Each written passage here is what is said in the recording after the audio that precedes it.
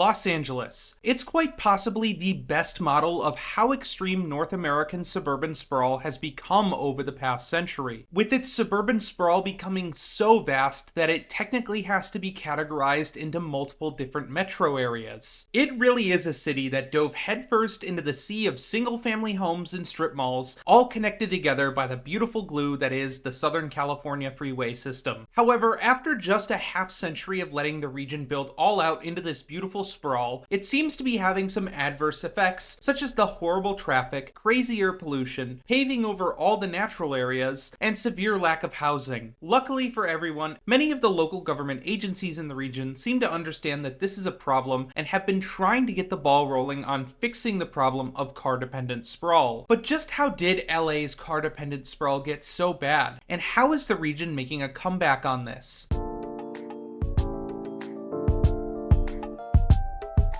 One thing you might not know about Los Angeles, if you're not hopelessly addicted to transit history like I am, is that it was once home to the largest interurban rail network in the world. We're talking about LA having a rail network that was bigger than the New York City subway at its peak. With two competing companies, the LA Railway, also known as the Yellow Cars, was much more concentrated around downtown LA. But the real star of the region was the Pacific Electric, also known as the Red Cars. These bad boys made up a bulk of the network in the region and were the real workhorse that actually spurred the development of many neighborhoods and cities across the region. The LA streetcars and interurban trains, much like everywhere else in the US, would peak around the 1920s and decline soon after, with both the Pacific Electric and the LA Railway eventually going bankrupt in the 1950s. Services and routes were taken over by the LA MTA, but unlike other cities like New York City and Chicago where rail transit was saved and continually run, these routes were removed and converted into bus lines. And so following 1963, Los Angeles would go nearly 3 decades without any rapid rail transit. However, the writing was on the wall from the word go that this was a horrible decision. The city began investing in speeding up public transit as early as the 70s with the creation of the El Monte Busway. But this wasn't enough to handle the demand for transportation in LA. In 1980, the people of Los Angeles finally decided to support a ballot initiative that would fund transit with a sales tax called Prop A. This opened up a vast amount of funding for the building of a new rapid transit system in LA to be built with city, state, and federal funds. So why doesn't LA have a system like BART in the Bay Area or the DC Metro? Well, you can blame this guy for massively slashing federal funding to anything good. This forced LA to scale back its transit plan from being a fully heavy rail metro network to a mix of heavy rail for busier corridors and light rail to be built on formerly existing Pacific Electric corridors. The first of these lines to open would be the connection from downtown LA to Long Beach, which is now part of the A line. Opening in 1990, it was a major event, finally bringing back rapid rail transit to America's second largest city. And over the next 3 decades, the LA Metro network would continue to expand with support from the residents of the city, with the first heavy rail metro line at the time known as the Red Line opening in 1993, and further expansions all over the city, which would now make up the rapid network of heavy rail, light rail, and bus rapid transit. Around this time in the 80s and 90s, the region also started understanding the need to build out a regional rail network to connect the many centers of greater Southern California. While there had been some tests of commuter rail in the region in the 80s, such as the original version of Caltrain, the real kicker for regional rail came from the success of a commuter line from LA to Orange County. Soon enough, a bill from California's Senate that required the local governments and transit agencies to start looking into regional rail and form an organization to manage it passed, and Metrolink began operations in 1992. Metrolink soon quickly expanded service to new parts of Southern California, such as the Antelope Valley line in 1994, due to an earthquake that damaged the freeways in the area. Both Metro LA and Metrolink are fairly new agencies in the space of public transportation. However, they've made huge changes to the region in such a short amount of time, building a network out of the remnants of what once existed and building new right-of-ways to serve riders in the greater LA area. While other agencies might have stopped or slowed down on building out their networks, thanks to the support of the people in the LA area, Metro LA is still very much continuing to expand its services in one of the most ambitious transit plans on the continent, with improvements and extensions in the works and under construction all around the greater Los Angeles metro area. So how is this network going to get bigger? Well, let's take a look.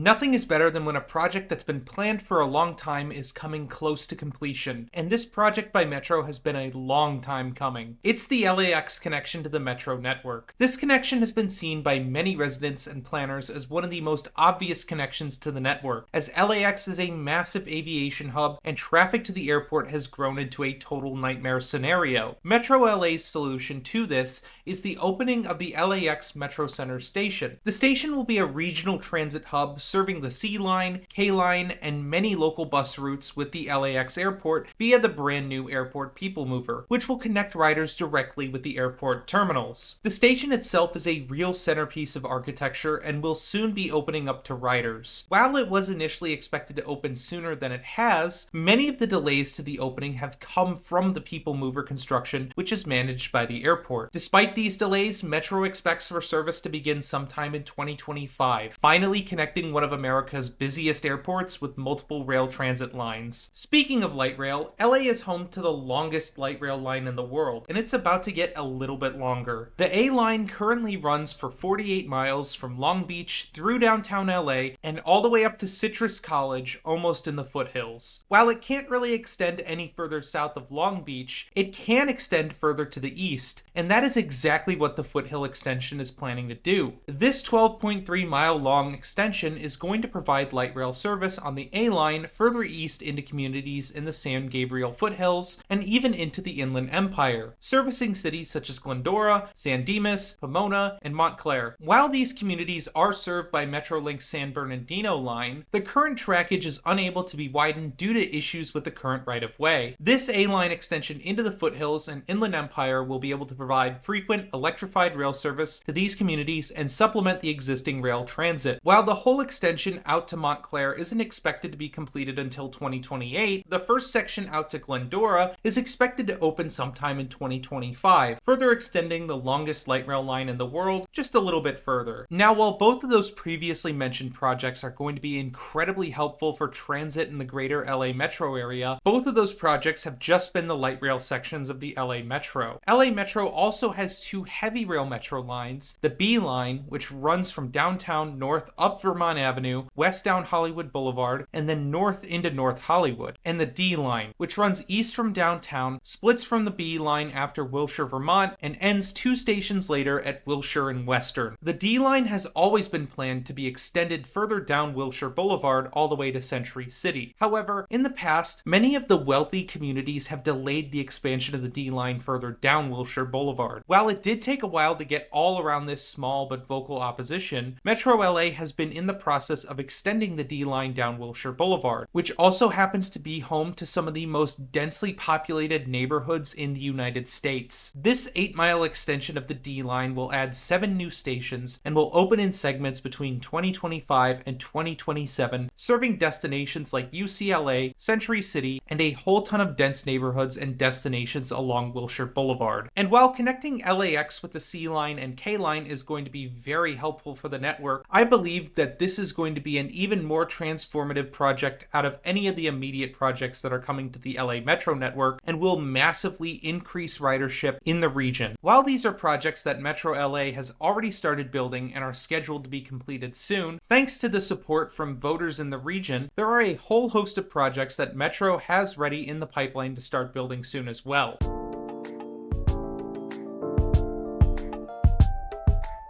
These next projects are at least 5 years away from shovels in the ground, but they're still going to be vital to growing the Metro network and increasing ridership. The K line. It's the newest line in the LA Metro network, but when it first opened in 2022, it really didn't connect to that many destinations at the start, but Metro LA has big plans for it to be an incredibly important connection on the west side. With the connection to the airport coming next year, it will increase the importance and impact that the K line has on the network. However, the airport isn't the final expansion that Metro has planned for the K. First, we have the southern extension into Torrance. This 5-mile long extension to the system would add 2 new stations to the K line and would connect the bus hub at Torrance Transit Center to the Metro Rail network. The opening date for this extension is estimated to be around 2030, with most of the current discussion around this extension being on both the right-of-way through Redondo Beach and on if they should elevate the line. Currently, the 2 leading proposals are split on this, with one calling for elevated tracks along along Hawthorne Boulevard, and then the stop being located at South Bay Galleria Station, and the other proposal calling for the train to run trenched underneath Inglewood Avenue. Regardless of whatever choice Metro LA chooses for the right-of-way, this extension to the K-Line light rail will prove itself to be helpful to the Metro network. But what's truly exciting for the K is its northern extension. While the K currently finds its northern terminus at Expo Crenshaw, Metro is planning to extend its service through some of the most densely populated neighborhoods in the region, as well as providing major connections on the west side to the B and D lines. Currently, Metro is studying 3 different alignments for this northern extension. One which is the most direct, running up La Brea, one which spurs off a little further to the west, running north on Fairfax, and one that spurs much further to the west, running on both San Vicente and Fairfax. All of these alignments are calling for the end of the station to be at Hollywood and Highland, providing a direct connection to the B line. However, there is also a potential extension of the route to run north and serve the Hollywood Bowl, providing a rail transit connection to the events that are held there. Now, the main concern with this project is the projected opening date isn't for another 20 years, making this much further out than other Metro projects, despite how important this extension of the K would be to making a much more cohesive network for the system. Speaking of helpful extensions to Metro's light rail network, we have the E line. While it already serves many communities on both the west and east sides of the city, it's looking to serve even more, with a second phase of the East Side Transit Corridor. While the current eastern terminus for the E is at Atlantic, Metro is not satisfied with service terminating there and has its expansion in the works. The plan is to extend the E line 9 miles further to the southeast, with a new terminus at Lambert and Whittier. The extension will be made mostly at grade, however, there are sections of the trackage, such as the first section between Atlantic and Commerce, that will be built underground below grade. While this is the second phase of the East Side Transit Corridor, it is expected to be opened in segments. With an expected final completion date in 2035, this will open up more communities to the Metro network, and it will allow for an easier connection to downtown for the East Side residents. The 405 is the bane of many commuters' existence in the Los Angeles metro area. It's the main connection between the San Fernando Valley and West LA, and during rush hour traffic, it can become absolutely unbearable, which is why it's been a focus for a transit corridor that's been needed ever since the days of the Pacific Electric, and Metro LA wants to go all out on it. While the exact right-of-way hasn't been determined yet, the choice of rolling stock has been in a fierce debate between supporters of a monorail and supporters of an automated heavy rail metro. But with the monorail option comes a similar amount of money and cost, and being slower than the heavy rail option. It's almost foolish to have any kind of debate on this matter, but regardless, this corridor is going to have profound impacts on the metro network when it reaches completion sometime around 2033, massively increasing ridership in the region on Metro LA,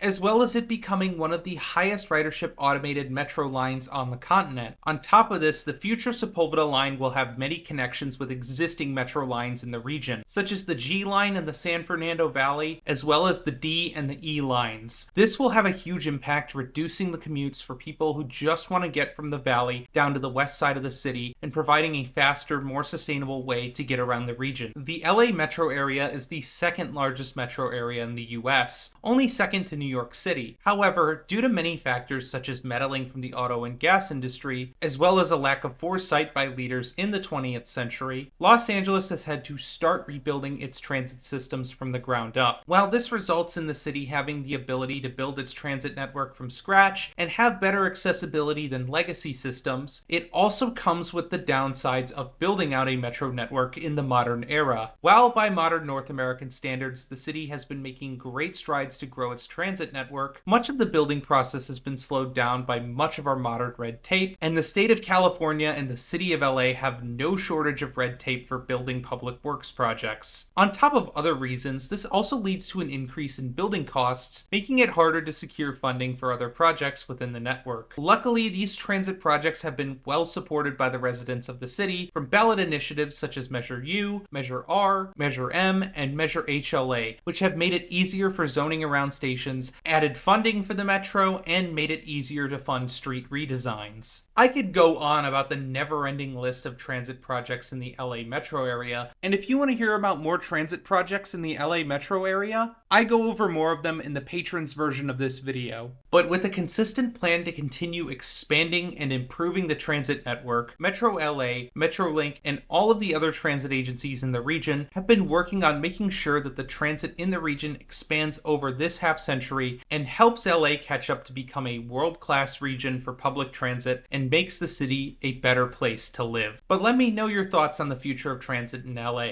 I want to thank all of my patrons, especially Tony Stunts, for supporting the channel, because without their support, this video wouldn't be possible. And if you want to support the channel or get early access and extra videos, the link is down below. Also down there, you'll find links to all my socials. Thank you so much for watching, and as always, I'll see y'all on the next one.